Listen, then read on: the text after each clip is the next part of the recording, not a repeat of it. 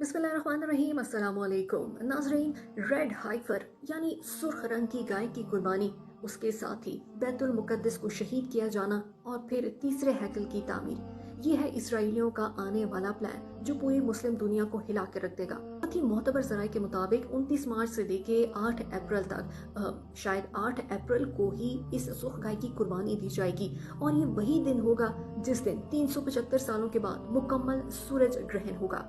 इस मखसूस दिन के ऊपर यहूदी अपनी सुर्ख गाय को कुर्बान करेंगे और उसकी कुर्बानी के साथ ही बैतुल मुकद्दस को शहीद कर देंगे और वहां पर तीसरे हैकल की बुनियाद रख दी जाएगी। आखिर ये अप्रैल का महीना ही क्यों?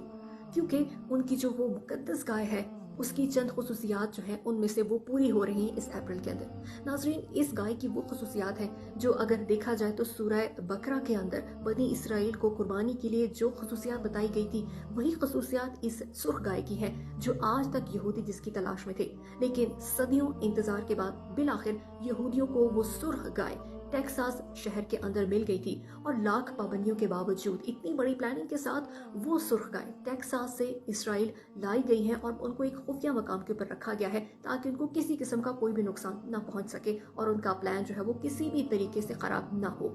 यही नहीं नाजरीन, इस गाय को ज़िबह करने के लिए यहूदियों ने उस जगह का भी तयन कर लिया गया है और वो जगह है जबल जैतून। जी हाँ, बैतुल मुकद्दस के ऐन सामने जबल जैतून के ऊपर इस गाय को ज़िबह किया जाएगा।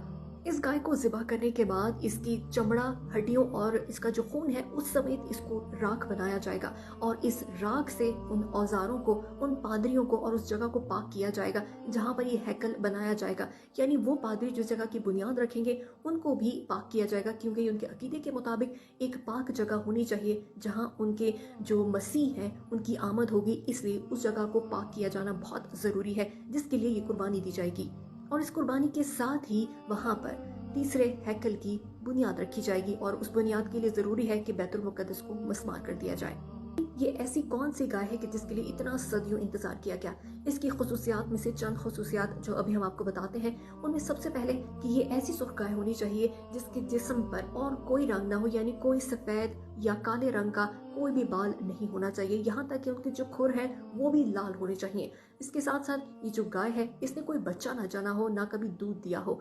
इसके साथ जो तीसरी और आखिरी निशानी पूरी हो रही है वो ये है कि कुर्बानी के वक्त इसकी उम्र लगभग 3 साल होनी चाहिए और उस गाय की कुर्बानी इस अप्रैल के अंदर 3 साल मुकम्मल हो रही है। इसलिए इस अप्रैल को ये बताया जा रहा है कि इस अप्रैल के अंदर उसकी कुर्बानी कर दी जाएगी, जिसके बाद इस पूरे प्लान को एग्जीक्यूट कर दिया जाएगा यहूदियों की जानिब से। यहूदियों से रिवायत है कि तौरात के अंदर ये बताया गया है कि ये तमाम निशानियां उस वक्त पूरी होंगी जब इस दुनिया का इख्तितामी वक्त आन पहुंचा होगा, यानी कयामत बहुत करीब होगी, दज्जाल की आमद होगी, फिर इमाम मेहदी का ज़हूर होगा।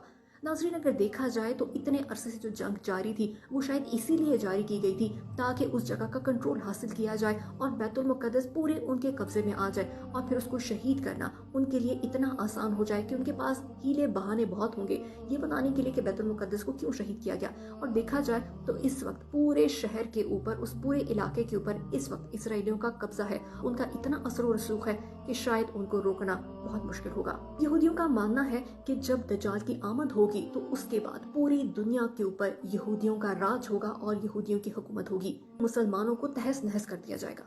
नाज़रीन, सोचा जाए अगर खुदा न खास्ता अगर इसराइली जो है वो बैतुल मुकद्दस को शहीद कर देते हैं और इस एक सुर्ख गाय के ऊपर इस वक्त पूरी दुनिया का अमन टिका हुआ है। लेकिन अगर देखा जाए कि खुदा न खास्ता इसराइली अपने इस प्लान में कामयाब हो जाते हैं और बैतुल मुकद्दस को शहीद कर देते हैं तो जिस वक्त उनके पूरे कंट्रोल में है वो जगह, तो उसके साथ होगा क्या? पूरी दुनिया का अमन दांव पर लग जाएगा। इस सुर्ख गाय की कुर्बानी के बाद पूरी दुनिया में हलचल मच जाएगी। नाजरीन, सबसे बड़े खदशे की बात तो यह है कि इस वक्त इसराइल बहुत ज्यादा स्ट्रॉन्ग पोजीशन में है। अक़वाम मुत्तहिदा, अमेरिका, सबकी लाख धमकियों के बावजूद भी इसराइल के हमले रुक नहीं पा रहे, तो बैतुल मुकद्दस को शहीद करना कौन सा मुश्किल काम है? मुसलमान हुक्मरान अगर आज अपनी अयाशियों को छोड़कर इस प्लान की तरफ मुतवज्जा नहीं होंगे और अगर इसको नाकाम नहीं बनाते तो कल उनके लिए ही ये जमीन तंग कर दी जाएगी। Thank you.